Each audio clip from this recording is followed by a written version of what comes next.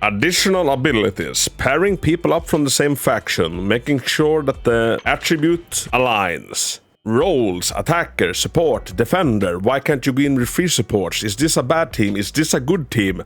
How the hell should I build? What's a stunner? What the hell does Anomaly do? Well, you know what? Building a team in Zenless Zone Zero isn't super straightforward, but with this video I aim to inform you and teach you how to think when it comes to team building. Let's get to it. Give a man a fish and he'll eat for a day. Teach a man to fish and he'll eat for a lifetime. Today, I'm gonna teach you how to fish. Or at least I'm gonna teach you how to build your teams in Zenless Zone Zero. The absolute most frequent questions I get on my live streams is, Hako, what team should I run? What team should I run? I have this character, what team should I run? And a lot of times then I ask, what team do you run? And then they tell me what team they run, and then I end up going, oh, that team makes no sense. And here I'm gonna teach you why it makes no sense. So, let's tackle the beast that is team building in Zenless Zone Zero. So, the game does put some limitations on us in this game when it comes to team building. I'll help you win. And you may not even be aware of them. So, if we go to Nekomata here, for example, we click on base stats. Now, the first, or like the biggest limitation you have in team building is you go down here to skills. Then you click on the engine looking thingamajongi. Then you read the second part. Now, every single character has this, although they have different effects of it. But for Nekomata, it is additional ability catwalk, when another character in your squad shares the same attribute or faction. So, if they have the same element on their attacks, and Nekomata is physical, or faction, which in Nekomata's case is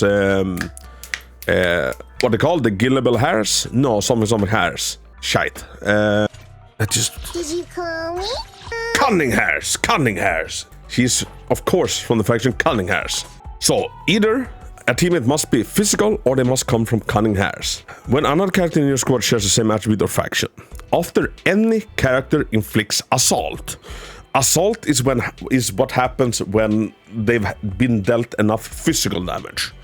Same as they start burning if they've been dealt enough fire damage.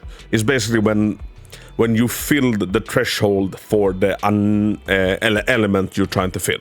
In Nekomata's case, that is assault. So when any character on the team inflicts assault, so like when any character is the one that like tips the physical damage bar over the edge, increases the damage of Nekomata's next X special attack by 35%, stacking up to 2 times.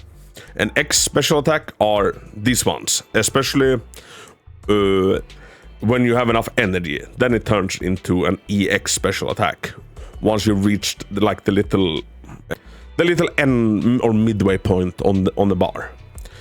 So, as you can then tell, this one is amazing, and it's only like this one.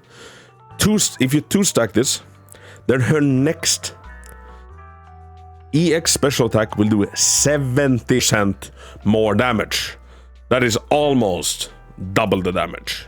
It's 2/3, a little bit more of the like extra damage on her attack. You do not want to miss out on this, and you will if your team looks like. So far, I haven't found a more convenient way to like hop into team building other than doing this. So say that we want to go in here. Then we only handle technical matters. Did you call we do Nekomata, and then we do Nicole, and then we do Belle. How can I help? No, these characters are not bad units per se. Wait, why is 2 of them activated? We have 1 Balebog. We have right. Nicole is Cunning Hairs. Nothing to fear. The cunning hairs are here. Give me a second. No, that doesn't work because Corn is physical. See, I have to know how actually like play around to make sure it doesn't activate. So it's kind of hard to not have them activate. Touch my tail, and now. There we go. Here's a little cheat sheet that you can like see if you've activated it or not. So up here you see 0 out of 3, which means that these characters have absolutely no synergy whatsoever when it comes to like their passive stuff.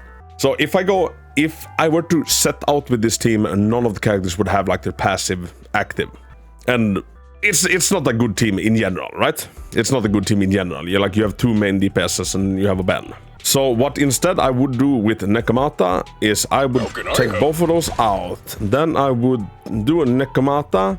I might do an Anbi simply because they are on the same team or like same faction.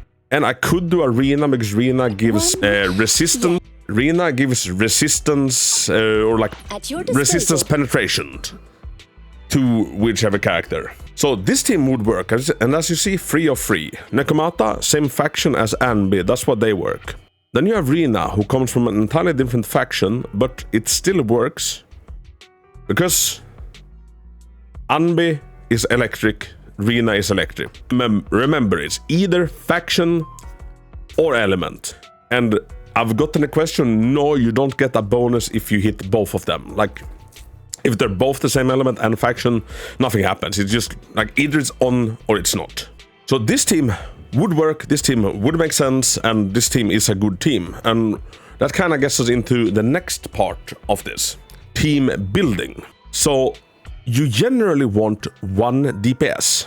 In this game, there are the defensive types, which is either anomaly or attacker. Anomaly is what Grace is, for example. She is an anomaly. Agents with the anomaly specialty are exceptional with applying debuffs, excelling at accumulating anomaly build-up to weaken enemies and deal damage by triggering attribute anomalies. So they are still a DPS class, only they do it through their element. So like, preferably if you're gonna take a anomaly carried team like this would be. See, this team still works. I switched out Nekomata for Grace, and instead we actually ended up with the team I am running with Grace. Everybody's electric, so boom, they have it all. They have it all. They 3 out of 3. If I'm gonna bring this team, I better make sure that the team or like the area I'm going to has enemies susceptible to lightning. Like they are weak to lightning. Otherwise, I'm gonna struggle. Like if they are resistant to lightning and like my DPS is an anomaly, I'm gonna struggle. But if they are weak to lightning, I'm gonna have a blast because, pun intended, Grace is very, very good at building up the shock, and same as Anbi and Rina. And now this team is good in several ways because they all buff electric. Ready for combat. Is it Anbi's second? Is it the first one or is it one I don't have yet? When Anbi launches a chain attack or uses her ultimate off-field electric, agents recover free energy. For every 12% energy regeneration rate Anbi has, recover an additional 2 energy up to a maximum of 6. I'm pretty sure there's a skill or something that so that gives all of your energy characters more energy. As you saw, I don't have that one unlocked yet. I'm pretty sure one of these also like increases electric for the team. Well, she's a very good electric stun unit, and with some investment, she does buff electric characters. Same with Rina, she also has it. All accounted for. She also has it somewhere that like she increases. Yes. So this is also Rina's passive.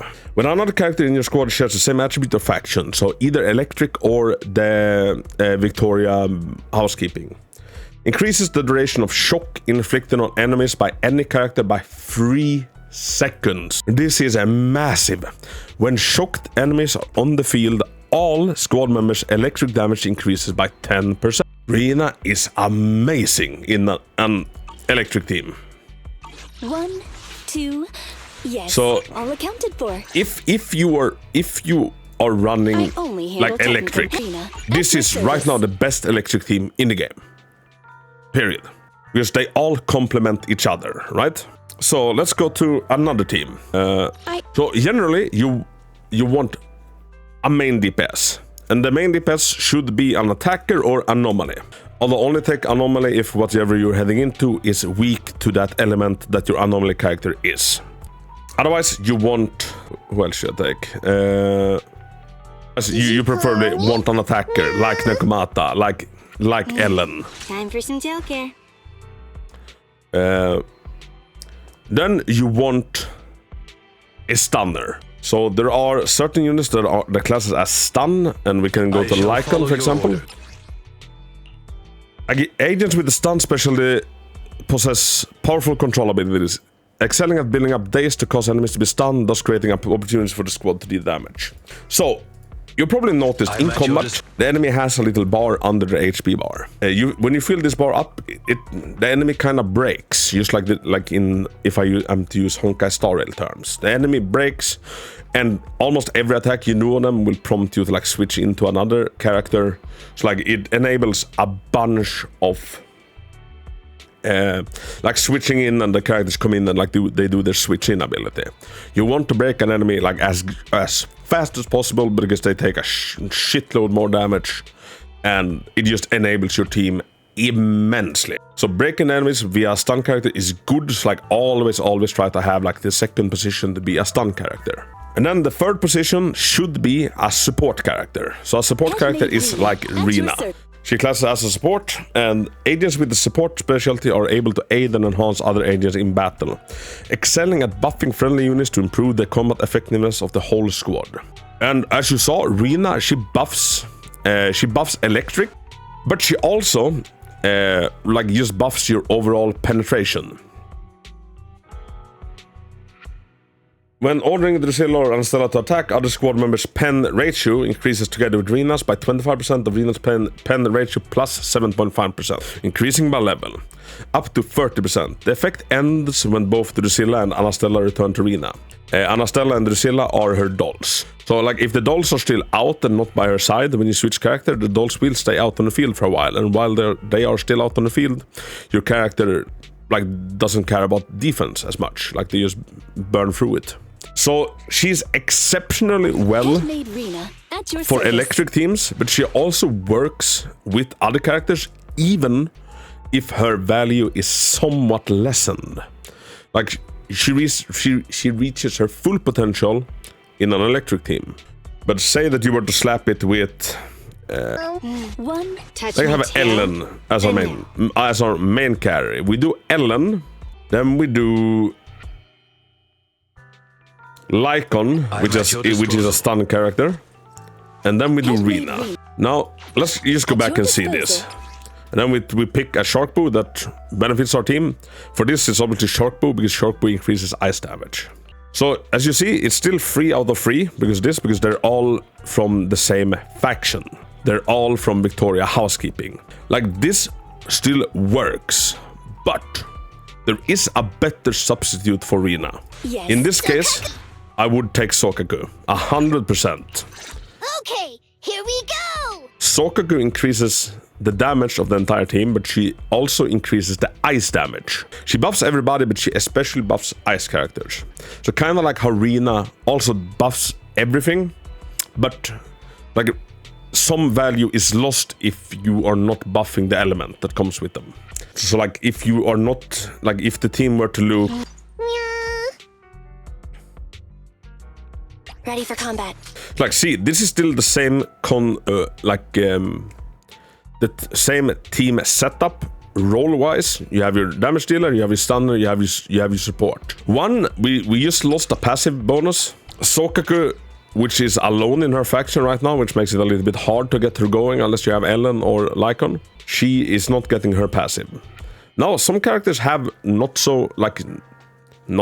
such an important passives. Like you can live without it. Maybe they are so good and like the substitute is so much worse that like it is okay to go into battle without their passive being active, but always try to have everyone's passive active. So this team works. Nekomata and Anbi still get their passive like team bonus going because they all belong to the Cunning Hares. Sokaku's doesn't, and Sokaku as a support, she will provide a decent buff to both Anbi and but all of her increased ice damage will be lost except for herself. She also buffs herself, and she will thereby do more damage. Like that is fair. So like it's not useless, but it could be better, if that makes sense. Although as of writing moment, we don't have can you actually sort by classes in this? No, you cannot. Interesting. As of the moment, unless I missed something, we don't have anybody that like specifically boosts physical. So like the supports we have are Sokaku, Luciana or Lucy, Rina, Piper is Anomaly, right? Yes, she's Anomaly. Sleepy. So yeah, the supports we have currently are Sokaku, Work time. boost ice damage, and damage in general. Rina, electric damage, 1, and 2, yes. All accounted 10 for. penetration in general. And then you have Lucy, who is quite good. Lucy is quite good. She's probably like the most general support. Let's see where her supporting is actually sat at. So, Sheeron. After using EX special attack when a guard board triggers an explosion, it will apply Sheeron status to all allies, Bangbu, and the guard boards themselves. So she actually has like a bunch of boards running around, which is hilarious. All allies' attack increases by 19% right now, it increases by level, of Lucy's attack plus 72 up to a maximum of 600. The Sheeron status lasts for 10 seconds when a line drive is hit, and 15 seconds when a fly ball is hit. Repeat the triggers, resets the duration. So yeah, it's like basically different moves she has. And her faction is when the guard boards inherit Lucy's crit rate and crit damage. So if she has 50 crit rate and 150 crit damage, the boars will also have that. Now this might not matter early game because you're not gonna have any good gear to slap on them anyway. So like it's gonna be a minuscule little boost, but late game, once she's fully built, you definitely do want all of this on your characters. Now, Lucy can be hard to make work with Nekomata. I would really like to have her together with Nekomata. And then you have to start thinking, how do we get to that point where everything is triggered and it still works? Because Lucy is in a lone faction with Piper. So sleepy. So what you could do is you could go Piper and Lucy. If you go back now, this actually activates all three. Because since the physical damage of Nekomata and Piper synergizes, and Piper and Lucy are in the same squad, that activates them. You are, however, left without a stunner. But now, here comes the interesting part. Keep in mind that Nekomata becomes insanely much stronger if as soon as Assault is triggered. So maybe with this team, what you do want is more Assault build-up rather than stun. So maybe Piper is actually the very right option to go here, because Piper is... Do you remember what Piper is? She's Anomaly, which means that she is actually geared towards triggering Assault, which will result in a very good time for Nekomata, because she gets increased damage. And Nekomata is very selfish, like she wants to be on the field a lot. And then you have a character like Lucy, who has pigs doing most of her bidding for her, and she mostly pops in when she has energy to use, so she can like keep the buff going. And especially if you have this little pig engine, Kaboom the cannon, it's amazing. When any friendly unit in the squad attacks and hits an enemy, all friendly mosquitoes, all friendly units attack increase by 4% for 8 seconds, stacking up to 4 times. Now, mine is fully superimposed, so it's a really good one. But her pigs activate this. Every time one of her pigs hits an enemy, that counts. That's 1 stack. That's 1 stack. And you can get, like, I obviously haven't, like, pulled specifically for Kaboom Cannon. Kaboom the Cannon, they've just ended up coming in droves. So I'm guessing you might already have one. If you have Kaboom the Cannon, it should go on Lucy. It is absolutely goddamn amazing. So that's a team. That's a team that works. It's a little bit it's a little bit of an unconventional team, but like I would still say that it's a good one. And even though the Zenless Zone Zero like imposes a lot of like restrictions, or maybe not even a lot of the restrictions, but some restrictions on the team building, like it is pretty free still with the roles. Another team that works really well and that actually lacks an attacker is Koleida, Ben, and Lucy. To what do I owe the Now we see 3 out of 3, because all of them are fire, and that's why they can link together. And Koleida actually has a special interaction with Ben, or several special interactions with Ben.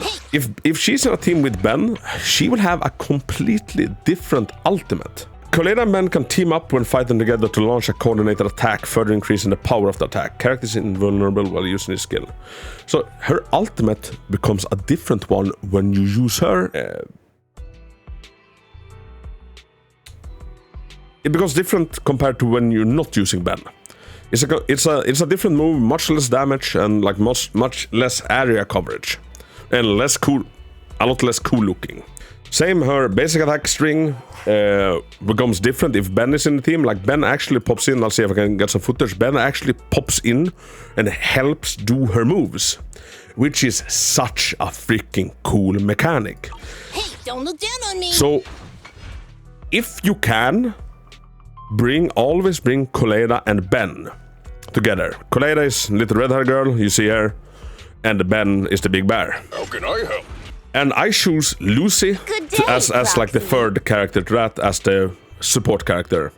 And like you will notice, this team doesn't have a conventional damage dealer, but since Koleida gets that much stronger with having Ben, I consider her to be a main DPS when paired up with Ben. And this team works super well. It's probably like the most fun team. Probably the most fun team I have. It's just super fun. I love it.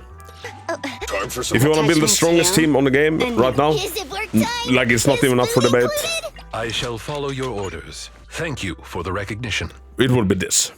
And now Lycon, remember now, Lycon, he is a stun character. So even if he is your first 5-star, you shouldn't have him as your main DPS, if that makes sense. He shouldn't have the most screen time when you play. If you got Lycon, we all get a Sokaku for free. Sokaku is better off being your main carry. So like say that I was lacking Ellen. Time for some tailcare. We have Sokaku, which counts as a support, but she has an insane amount of damage. We have Lycon, Sokaku and Lycon. We don't have any other ice character that really benefits in this team.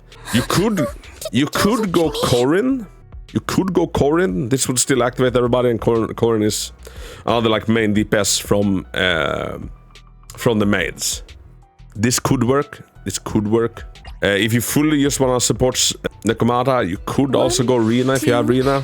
Also like an unconventional team where you're like, I have no idea why Sokaku classes as a support, because she's absolutely broken. Like she does damage on par with Ellen. She's amazing. So like that's another unconventional team you can use.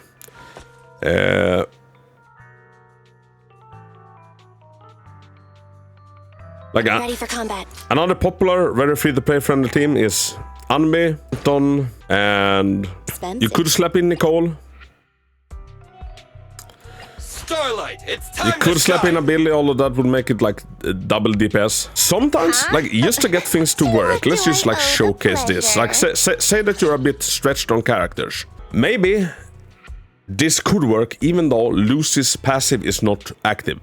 But she, like, the damage boost she still will apply will still be considerable. Especially if you have, like, the pig W engine. So maybe you take the hit that all her boars won't get their crit rate or her crit damage. And in this team, Anton is the main carry because he's the attacker. Anbi is there for stuns. I don't want to go into like every single possible team combination in the game, because then this video is gonna get too long. And I was aiming for 15 minutes. I see that I've already overshot the mark by quite a bit. Maybe I can edit it down some. But yeah, hopefully with this you gotten a little bit of a hang of like how to think when putting together a team. And 1, 2, yes. I can't recommend it enough to like read through your characters, like read through what they actually do. And I mean all of their skills, not only the upper one. So when Sokaku consumes a vortex, to activate Fly the Flag, the ice damage of the squad is increased by 20% for 22 seconds. Now this is amazing, but if you're in a position where like you might have got the lock and you have a very invested Sokaku, maybe it's not the end of the world if she can't activate this if you're using her as a support in a team that is not ice based, because this won't benefit you that much anyway. It benefits Sokaku herself. But yeah, Like this is a lot. It is a lot of text in this, and I do plan on like making guides for every single character, like going through them in like a nice and concise way to, well, explain the characters. Because I know a lot of you people, you see all of this text and then you're like, holy. I just realized my camera has been blocking most things that I've been like reading when it comes to the additional abilities. I'm sorry about that. You have to take my word for it. But yeah, look through what they're like. Use your head a little bit when you put together the teams. Touch my tail. And Oh, you just got Ellen. What's the best support for Ellen? The best support for Ellen is Sokaku. Then you need a stun, and like chances are you're not gonna get as lucky as me and have both Lycan and Ellen. I'm at your So what stun can you then take in that case? Actually, what stun could you take in that case? None. You could slap in an anomaly with Piper. Is it work time? Is food included? This might be one of those, like, no matter what, you're not gonna find another ice character if you don't have Lycan. Like, this might be one of those where like, it's like you have to go off grid a little bit to get your stun, because Lycan is the only made stun. There are no ice stuns, and Sokaku is alone in her team for now until we get Miyabi. So without Lycan, maybe it would be Ellen, Sokaku, bye. and Anbi, even though it sucks that Anbi won't get her passive going. Like I said, everybody has different characters, so like it is hard to like, you know, put yourself in the shoes of like every single combination that can occur. Now and now. As far as you can, try and get characters that work together. And I would claim that it's better to have Ellen and Sokaku and Anbi as a stun rather than going Ellen, Sokaku, and Corrin. Because Corrin is also main DPS. Your main DPS is always the one that has the most time on the field. So like rather than going Corrin, just like have the maid proc and like her passive proc so she gets her maid buff. Maybe go Lucy Touch or my tail. Anbi. Ready? Even though Tail theirs care. won't proc. But I think that will will do more for your team in that situation. So as far as humanly possible, try and get the passive faction or attribute bonuses to work. If that don't work, get a little bit creative. I see we've been going for a long time, although I don't feel like I was fumbling around too much. I hope it was helpful. I hope it helped get you like in the... I hope it helped you, give you the tools how to think when putting teams together in this. And if you liked it, leave a thumbs up, let me know. If you hated it, leave a thumbs down, let me know. What teams are you running, and do you have like a specific team problem? Please put it in the comment. I promise you 100% I will get back to you and like put what characters you have and let's figure out a team for you together. Catch me live right now on Twitch. Until next time, thank you all for watching. Goodbye.